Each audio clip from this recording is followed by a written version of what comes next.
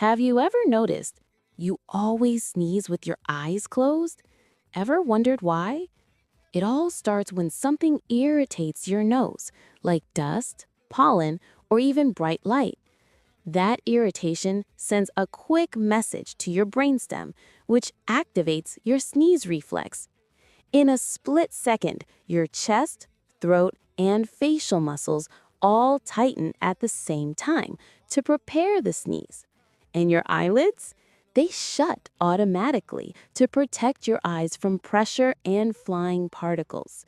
And no, your eyes won't pop out if you sneeze with them open. That's just a myth. Crazy how your body works, right? Follow for more interesting science facts.